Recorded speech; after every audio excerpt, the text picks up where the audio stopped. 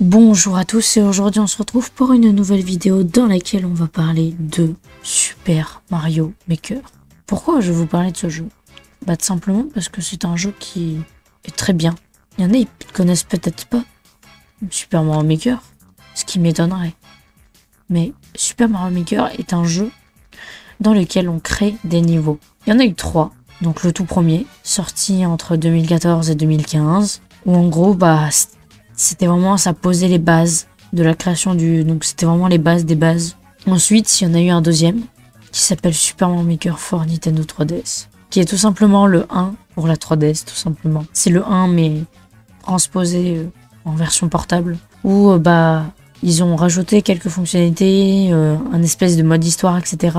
Ça rajoute des fonctionnalités qu'il n'y avait pas dans le 1. Des fonctionnalités ont été retirées qui étaient dans le 1 et qu'on ne peut pas faire dans cette version-là. Mais par exemple, comme publier ces niveaux, car oui, on peut créer des niveaux et publier ces niveaux des milliers de gens, voire même des millions. Et dans le 2, dans le 1, sur 3DS, on ne peut plus les publier. Enfin si, mais avec la fonction Street Pass, qui clairement elle sert à rien, personne s'en sert. Et donc mais qu'est-ce que je peux dire de plus? Une version avec un peu moins de choses, mais avec quelques fonctionnalités en plus qu'on n'a pas dans l'original. Qui lui, il est sorti entre 2015 et 2016, enfin 2016, le 1er décembre 2016 pour être précis.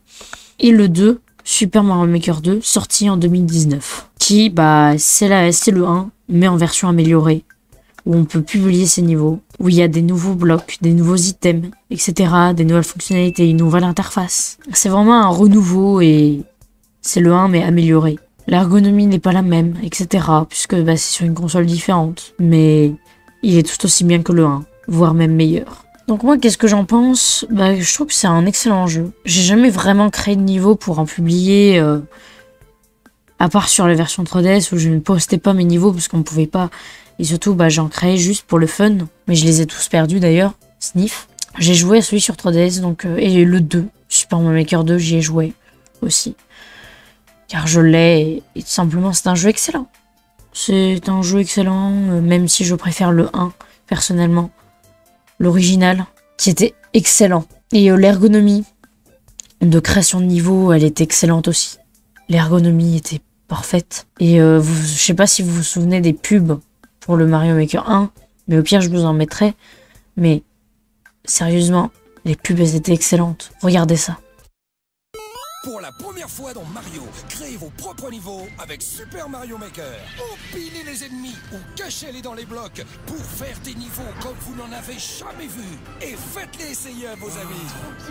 Tu veux y jouer? Et en plus de créer, vous pouvez jouer à plus de 3 millions de niveaux réalisés par les joueurs du monde entier. Jouez, créez, partagez à l'infini avec Super Mario Maker exclusivement sur Wii U. Tout ça pour dire que Mario Maker, la série des Super Mario Maker, où il y en a eu que 2, certes, dont un troisième qui est un peu une version un peu du 1 mais en version portable avec moins de fonctions, etc. C'est une série de jeux, vraiment les bases des bases. Quand ils ont posé le jeu, genre on sentait que c'était vraiment un nouveau truc et tout ça. Et personnellement, je rêvais de m'acheter le 1 d'ailleurs. Je rêvais de me l'acheter, mais je me le suis jamais acheté. Bon, j'ai eu la version 3DS pour me consoler, mais c'était pas pareil. C'était clairement pas la même chose que le 1, l'original. Et franchement, tout ce que j'ai à dire, c'est que le 2 est excellent et heureusement qu'il existe. Car grâce à lui, j'ai pu vraiment jouer à la série. Bon. Le seul truc, c'est qu'il y a des gens... donc il y a aussi, on va parler des différents types de niveaux.